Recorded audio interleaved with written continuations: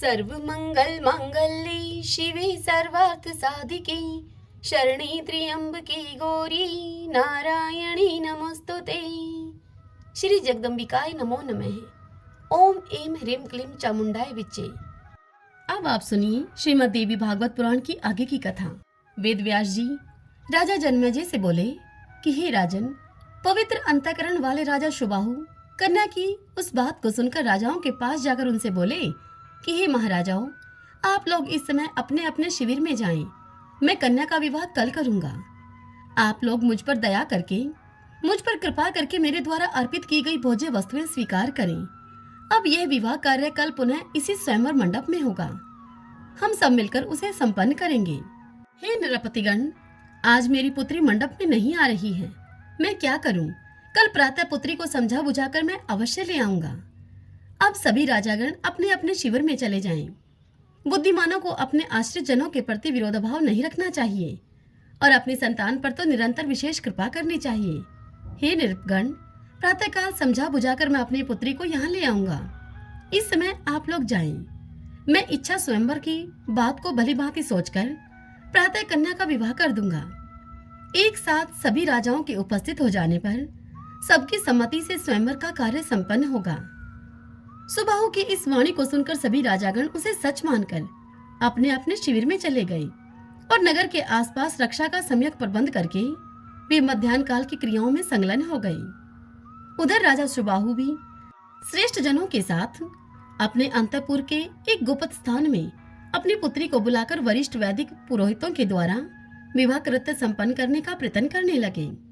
वर को स्नान आदि कर्म करवाकर उसे विवाह के योग्य वस्त्र आभूषण पहनाकर और उसे वेदी रचित गृह में ले जाकर राजा सुबाहु ने उसका पूजन किया। वर को विष्ठर, आचमन, आरोग्य, 2 वस्त्र, गौ और 2 कुंडल विधिवत प्रदान करके महामनस्वी राजा सुबाहु ने कन्यादान कर दिया। उदार हृदय वाले सुदर्शन ने भी सभी वस्तुएं स्वीकार कर ली। अब मनोरमा की चिंता दूर हो गई। उस समय कुबेर पुत्री के समान उस सुंदर केशों वाली शशिकला को पाकर सुदर्शन ने अपने आप को परम धन्य समझा।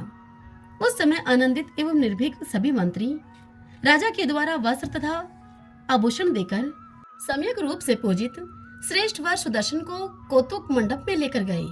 तदंतर विधि की जानकार स्त्रियां राजकुमारी को वस्त्र आभूषणों से विधिवत सुसज्जित करके उसे सुंदर पालकी में बिठाकर चौकोर वेदी से युक्त मंडप में वर के पास लेकर गई। उस वेदी पर पुरोहित ने अग्नि स्थापन करके और विधिवत घृत आहुति देकर कौतुकागार में कौतुक किए हुए प्रेम रस से अत्यंत सिक्त वर वधु को बुलाया।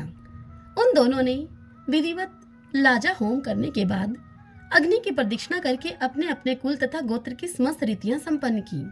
महाराज सुबाहु ने घोड़ों से जुते तथा अत्यधिक बाणों से लदे हुए 200 सुसज्जित रथ सुदर्शन को विवाह में उपहार स्वरूप दे दिए। उन्होंने मदमत स्वर्ण के भूषणों से विभूषित तथा पर्वत के शिखर के समान शरीर वाले 125 हाथी राजकुमार सुदर्शन को प्रेम पूर्वक प्रदान किए।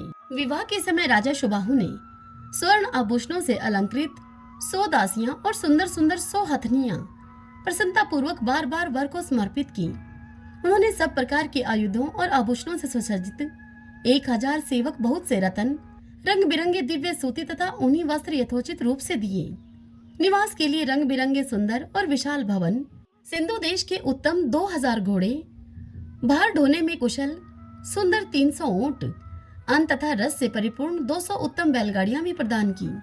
तत्पश्चात राजा सुबाहु ने हाथ जोड़कर राजमाता मनोरमा को प्रणाम करके उनसे कहा कि हे राजकुमारी, मैं आपका सेवक हूँ, अतः आपका जो मनोवांछित हो उसे आप कहिए। तब उस मनोरमा रानी ने भी सुबाहु से मधुर वाणी में कहा कि हे राजन, आपका कल्याण हो, आपके वंश की वृद्धि हो। आपने मेरा बहुत सम्मान किया क्योंकि आपने अपने रत्नमयी कन्या मेरे पुत्र को प्रदान की है। हे राजन, मैं यश गाने में कुशल बंदीजन और मागधों की पुत्री नहीं हूँ जो कि भली भांति आपकी मैं प्रशंसा कर सकूं।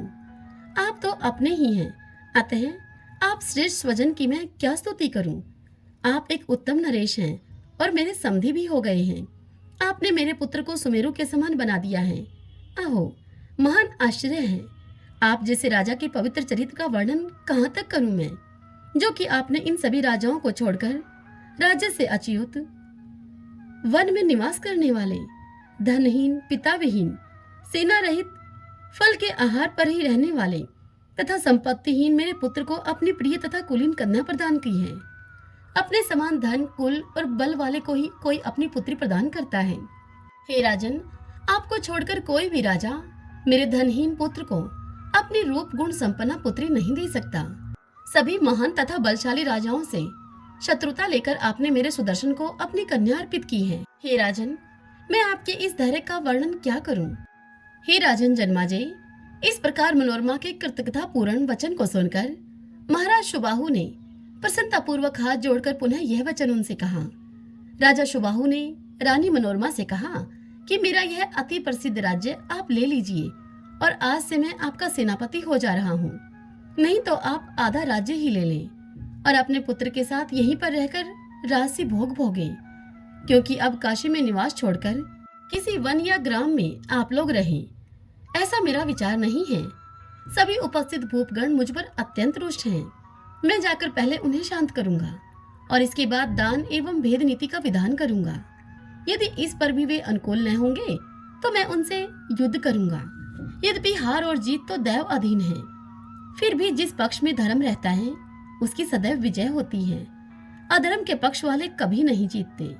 अतः अधर्म से युक्त उन राजाओं का अपना सोचा हुआ कैसे हो सकता है? उन सुबाहु से सम्मान पाकर पूर्ण रूप से आनंद मगन मनोरमा उनकी सार गर्भित वाणी को सुनकर अत्यंत प्रसन्न होकर उनसे हितकर वचन कहने लगी। मनोरमा कहने लगी कि हे राजन, आपका कल्याण हो। आप निर्भय होकर अपने पुत्रों के साथ राज्य कीजिए। मेरा पुत्र भी निश्चय ही अपना राज्य पाकर साकेत पूरी अयोध्या में शासन करेगा। हे राजन, अब आप हम लोगों को अपने घर जाने के लिए आज्ञा दीजिए। भगवती दुर्गा आपका कल्याण करेंगी। हे राजन, मुझे अब कोई चिंता नहीं है, क्योंकि मैं परा अम्बा भगवती का भली भांति चिंतन करती रहती हूँ।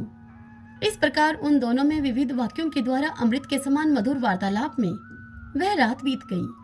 प्रातःकाल होने पर सभी राजा विवाह हो जाने की बात को जानकर कुपित हो उठे और नगर के बाहर निकलकर आपस में कहने लगे कि हम आज ही उस कलंकी राजा सुबाहु तथा विवाह की योग्यता न रखने वाले उस कुमार सुदर्शन को मारकर राजा लक्ष्मी के सहित उस शशिकला को छीन लेंगे, अन्यथा लज्जित होकर हम लोग कैसे अपने घर को जाएंगे।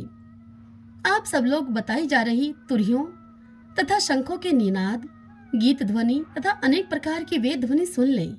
मृदंगों के शब्द भी हो रहे हैं। हम लोग तो ऐसा मानते हैं कि राजा सुबाहु ने विवाह संपन्न कर दिया। राजा ने हमें बातों से ठगकर वैवाहिक विधि से पाणी ग्रहण संस्कार अवश्य कर दिया है। हे राजाओं, अब हम लोगों को क्या करना चाहिए, इस विषय में आप लोग सोचें और आपस में विचार करके एक निर्णय ले लें। इस प्रकार राजाओं में परस्पर बातचीत हो रही थी कि इतने में ही अप्रतिम प्रभाव वाले काशीपति महाराज सुबाहु कन्या का पाणी ग्रहण संस्कार संपन्न करके प्रसिद्ध तेज वाले अपने मित्रों को साथ में लेकर उन राजाओं को निमंत्रित करने के लिए शीघ्र उनके पास गए। काशीराज सुबाहु को आते हुए देखकर उपस्थित नरेशों ने क्रोध के कारण कुछ नहीं कहा। वे मौन साधकर ही बैठे रहे। राजा सुबाहु उनके पास जाकर हाथ जोड़कर प्रणाम करके उनसे कहने लगे कि सभी राजागण भोजन करने के लिए मेरे घर आए। कन्या ने तो उस राजकुमार सुदर्शन का पति रूप में वर्णन कर लिया है। मैं इस विषय में अच्छा बुरा क्या कर सकता हूँ। अब आप लोग शांत हो जाएं, क्योंकि महान लोग दयालु होते हैं। राजा सुबाहु की इस बात को सुनकर सभी राजा क्रोध से तमतमा उठे। उन्होंने कहा राजा सुबाहु से कि हे राजन, हम लोग भोजन कर चुके हैं, अब आप अपने घर को जाइए। आपको जो अच्छा लगे उसे आपने कर लिया है। जो कार्य शेष हो उन सबको भी जाकर कर लीजिए। अब सभी राजागण अपने अपने घर को चले जाएंगे। राजा सुबाहु भी यह सुनकर घर को चले गए और शंका करने लगे कि ये शुभ तथा कुपित राजागण अब न जाने क्या कर डालेंगे। राजा सुबाहु के चले जाने पर उन नरेशों ने यह निश्चय किया कि अब हम लोग मार्ग रोककर सुदर्शन को मारकर कन्या को उससे छीन लेंगे। तब उन राजाओं में से कुछ ने कहा कि अरे, उस राजकुमार सुदर्शन से हमारा क्या वैर है, हमने यहाँ का सब कौतुक देख लिया है। अब हम जैसे आए थे वैसे ही घर लौट चलें। ऐसा कहकर वे सब विरोधी राजागण मार्ग रोककर खड़े हो गए और राजा सुबाहु अपने भवन पहुंचकर आगे के कृत्य संपादित करने लगे।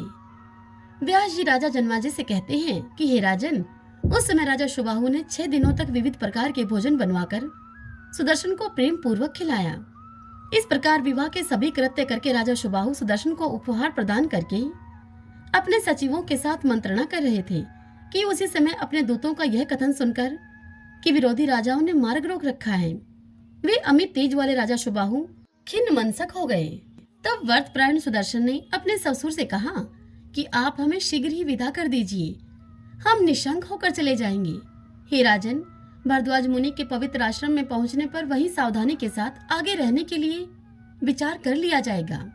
अतः हे पुण्यात्मन, उन राजाओं से आप कुछ भी भय न करें, क्योंकि जगजननी भगवती मेरी सहायता अवश्य करेंगी। व्यास जी राजा जन्मेजय से कहते हैं कि हे राजन, अपने जमाता सुदर्शन का ऐसा विचार जानकर नृपश्रेष्ठ सुबाहु ने उन्हें धन देकर विदा कर दिया और वे सुदर्शन भी तत्काल ही चल पड़े। नृपश्रेष्ठ सुबाहु वह भी एक विशाल सेना लेकर उनके पीछे पीछे चलने लगे। इस प्रकार उन सैनिकों से आवर सुदर्शन निर्भय होकर मार्ग में चले जा रहे थे। रथों से घिरे हुए एक रथ पर अपनी पत्नी के साथ बैठकर जाते हुए रघुनंदन सुदर्शन ने मार्ग में उन राजाओं के सैनिकों को देखा। राजा सुबाहु भी उन सैनिकों को देखकर चिंतित हुए। तब सुदर्शन ने विधि पूर्वक अपने मन में भगवती जगदम्बा का ध्यान किया और प्रसन्नता पूर्वक उनकी शरण ली। उस समय सुदर्शन एकाक्षर कामराज नामक सर्वोत्तम मंत्र का जप कर रहे थे। उसके प्रभाव से वे अपनी नवविवाहिता पत्नी के साथ निर्भय तथा चिंता मुक्त थे। इसी बीच सभी राजा एक साथ कोलाहल करके कन्या का हरण करने की इच्छा से अपनी अपनी सेना के साथ उनकी ओर बढ़े। उन्हें ऐसा करते हुए देखकर काशी नरेश सुबाहु ने उनको मारने का विचार किया, किंतु विजय की इच्छा वाले रघुवंशी सुदर्शन ने उन्हें मना कर दिया। उस समय एक दूसरे को मार डालने की अभिलाषा वाले महाराज सुबाहु तथा अन्य राजाओं की सेनाओं में शंख, भेरी, नगाड़े और दुदुम्भी बजने लगी। सुदर्शन को मार डालने की इच्छा से शत्रुजित सैन्य बल से युक्त होकर बड़ी ही तत्परता से तैयार खड़ा था और राजा युद्धाजित भी उसकी सहायता के लिए आनंद थे। उनमें कुछ राजागण अपनी सेना के साथ दर्शक के रूप में खड़े थे। तभी युद्धाजित आगे बढ़कर सुदर्शन के समक्ष जा डटा। उसके साथ शत्रुजित भी अपने भाई का वध करने के लिए आ गया। तब क्रोध के वशीभूत होकर वे सब परस्पर एक दूसरे पर बाणों से प्रहार करने लगे। इस प्रकार वहां बाणों के द्वारा बड़ा भारी संग्राम छिड़ गया। तब काशी नरेश सुबाहु एक विशाल सेना लेकर अपने सुप्रशंसित जमाता की सहायता के लिए जा पहुंचे।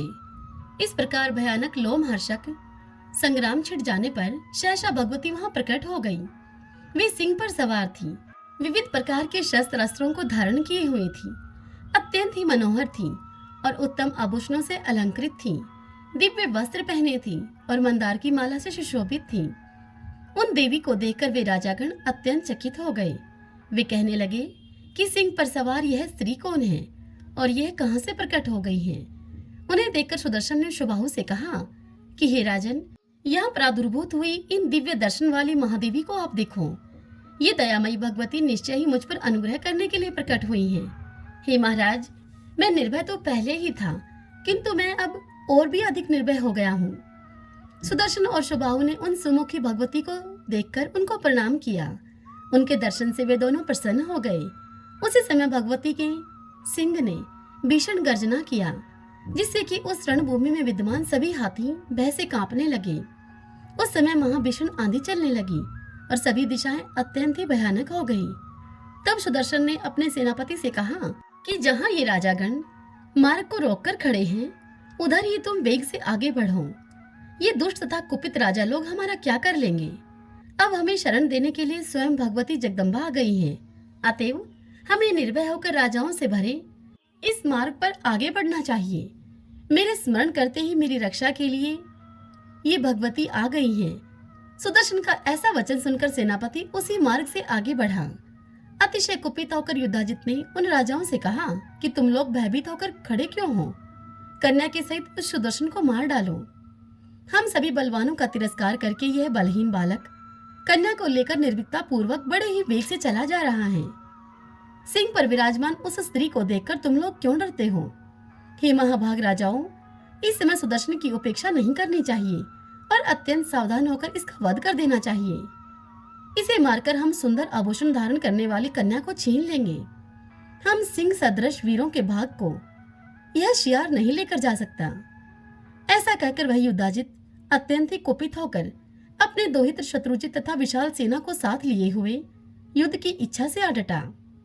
अब वह कान तक धनुष खींचकर लोहकार के द्वारा सान पर चढ़ाकर तीक्ष्ण किए हुए शिला पर घिसकर तेज किए गए तथा समान पुच्छ युक्त बाणों को शीघ्रता पूर्वक छोड़ने लगा। इस प्रकार उसके ऊपर प्रहार करके वह दुर्बुद्धि युद्धाजित सुदर्शन को मार डालना चाहता था, किंतु सुदर्शन ने उसके बाणों को छूटते ही अपने बाणों से क्षण भर में ही काट डाला। वह भीषण युद्ध छिड़ जाने पर भगवती चंडिका अत्यंत ही क्रुद्ध हो उठी और युद्धाजित पर बाण बरसाने लगी। उस समय कल्याणमयी जगदम्बिका विविध रूप को धारण कर लेती थी। वे नाना प्रकार के शस्त्र अस्त्र लेकर घमासान युद्ध कर रही थी। कुछ ही क्षणों में शत्रुजित तथा राजा युद्धाजित दोनों ही मार डाले गए और अपने अपने रथों से गिर पड़े। उस समय जय जयकार की ध्वनि होने लगी। उस युद्ध में भगवती को तथा नाना और नाती की मृत्यु को देखकर सभी राजा बहुत ही विस्मय में पड़ गए। महाराज सुबाहु भी रणभूमि में उन दोनों का मरण देखकर बहुत प्रसन्न हुए और दुर्गति नाशनी भगवती दुर्गा की स्तुति करने लगे। स्तुति करते हुए सुबाहु बोले, हे जगत को धारण करने वाली इन देवी को नमस्कार है। भगवती शिवा को निरंतर नमस्कार है। मनोरथ पूर्ण करने वाली आप भगवती दुर्गा को बारंबार नमस्कार है। आप शिवा और शांति देवी को नमस्कार है। हे मोक्षदायिनी, आप विद्या स्वरूपिणी को नमस्कार है। हे जगन माता, हे शिवे, आप विश्वव्यापिनी तथा जगजननी को नमस्कार है। हे देवी, मैं सगुण प्राणी अपनी बुद्धि से बहुत प्रकार से चिंतन करके भी आप निर्गुणा भगवती की गति को नहीं जान पाता। हे विश्वजननी, प्रत्यक्ष प्रभाव वाली, भक्तों की पीड़ा को दूर करने में तत्पर तथा परम शक्ति स्वरूपा, आपकी स्तुति मैं भला कैसे करूं? आप ही देवी सरस्वती हैं। आप ही बुद्धि रूप से सबके भीतर विराजमान हैं। आप ही सब प्राणियों की विद्या, गति और मति हैं और आप ही सबके मन का नियंत्रण करती हैं। तब मैं आपकी यह स्तुति कैसे करूं?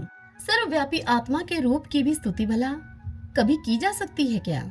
देवताओं में श्रेष्ठ ब्रह्मा, विष्णु और शिव निरंतर आपकी स्तुति करते हुए भी आपके गुणों के पार नहीं जा सके। तब हे अम्बे, भेद बुद्धि वाला सतव आदि गुणों से आबद्ध तथा अप्रसिद्ध एक तुच्छ जीव में आपके चरित्र का वर्णन करने में कैसे समर्थ हो सकता हूँ? अहो, सत्संग कौन सा मनोरथ पूर्ण नहीं कर देता। आपके इस प्रासंगिक इस संग से ही मेरा चित्त शुद्ध हो गया है। आपके भगत अपने इस जमाता सुदर्शन के संग के प्रभाव से मैंने अनायास ही आपका यह अद्भुत दर्शन पा लिया। हे जननी, ब्रह्मा, शिव, भगवान विष्णु, इंद्र, इन सब के सहित सभी देवता तथा तत्वज्ञानी मुनि लोग भी आपके जिस दर्शन को चाहते हैं, वह आपका दुर्लभ दर्शन मुझे बिना शम, दम तथा समाधि आदि को प्राप्त किए ही हो गया।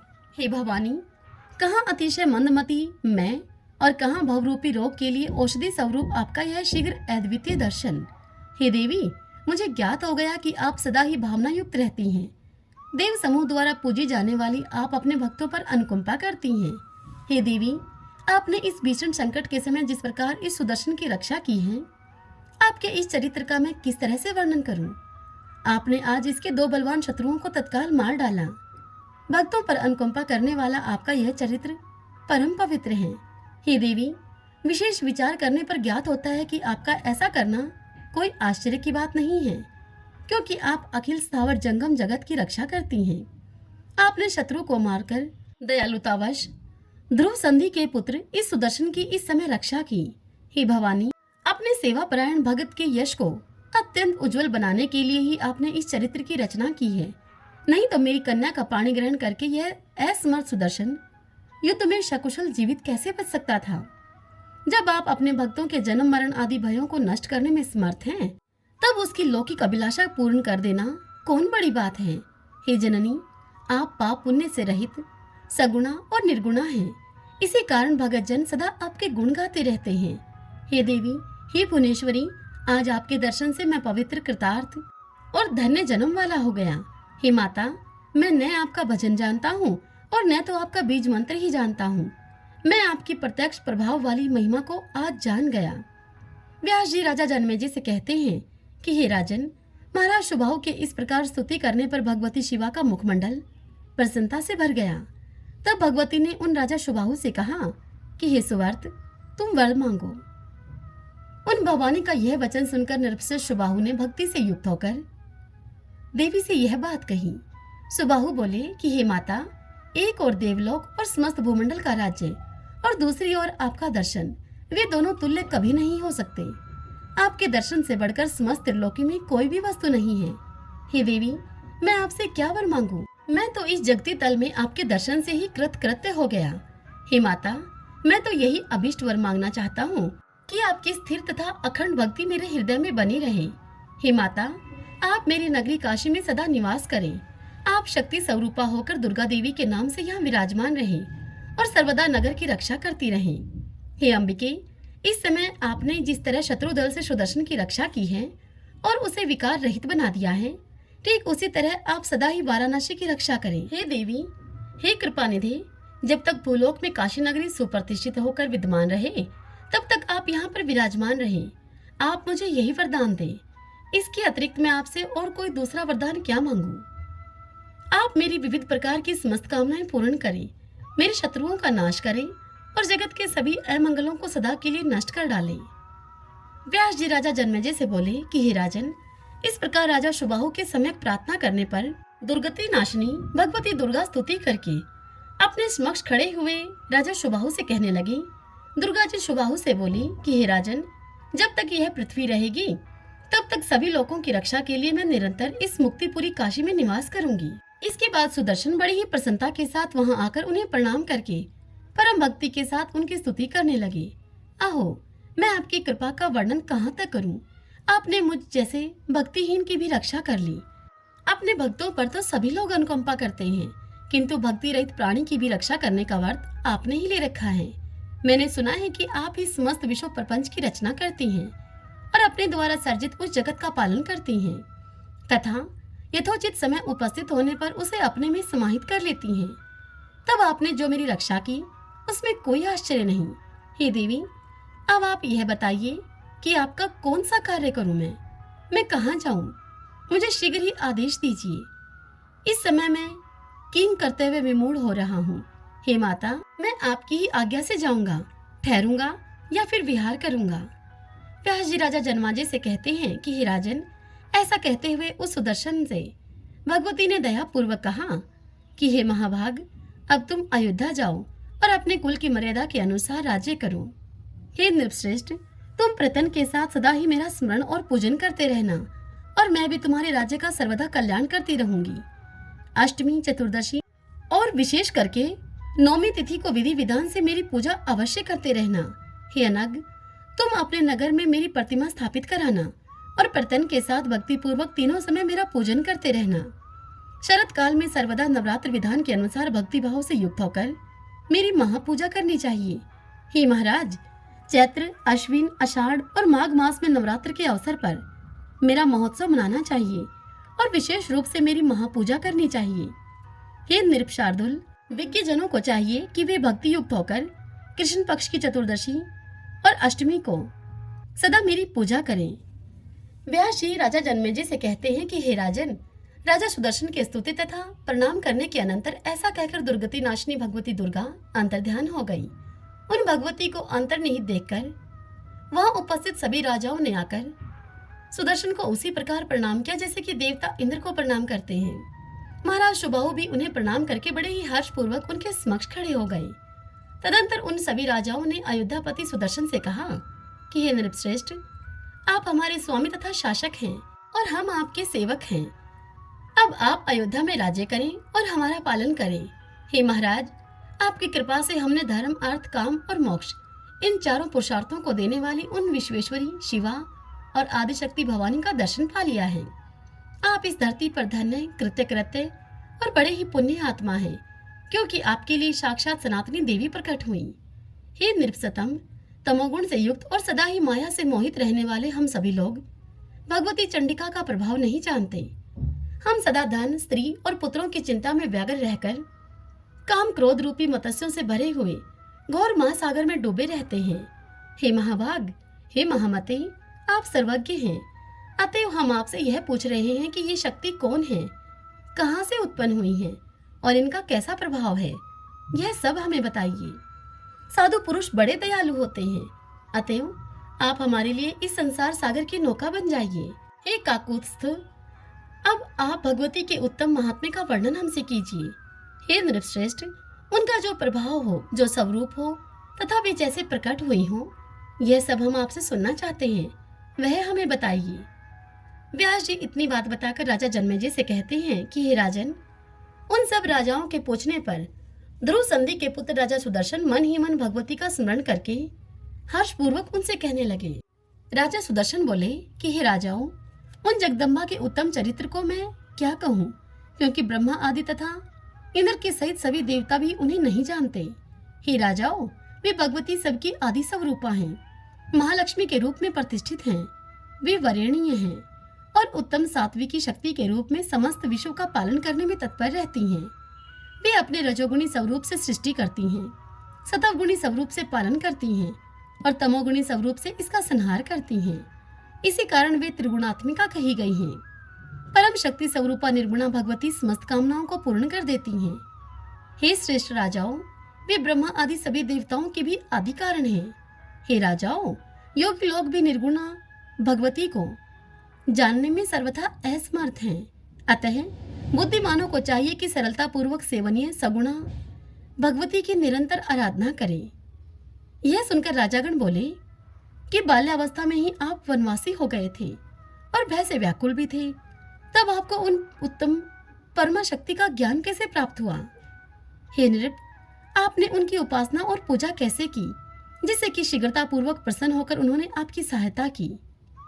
यह सुनकर सुदर्शन बोले कि हे राजाओं, बाल्यकाल में ही मुझे उनका अतिश्रेष्ठ बीज मंत्र प्राप्त हो गया था। मैं उसी कामराज नामक बीज मंत्र का सदा ही जप करता हुआ भगवती का स्मरण करता रहता हूँ।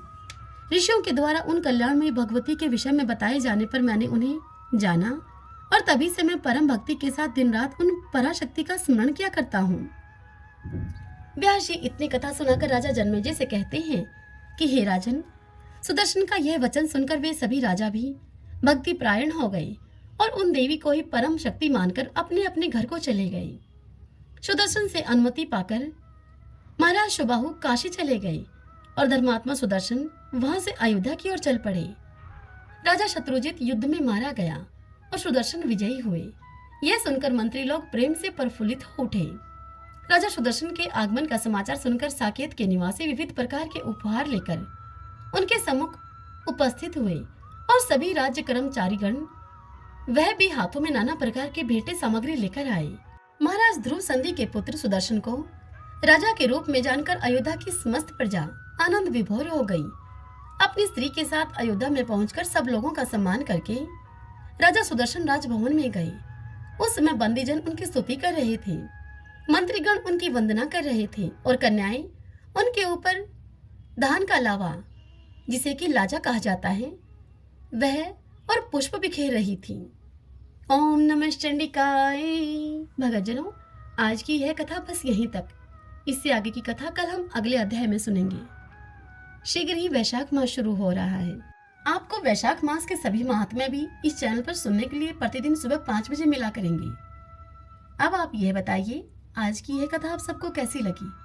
पसंद आई हो तो वीडियो को लाइक करें और कमेंट बॉक्स में जय माता दी लिखिए। जय माता दी।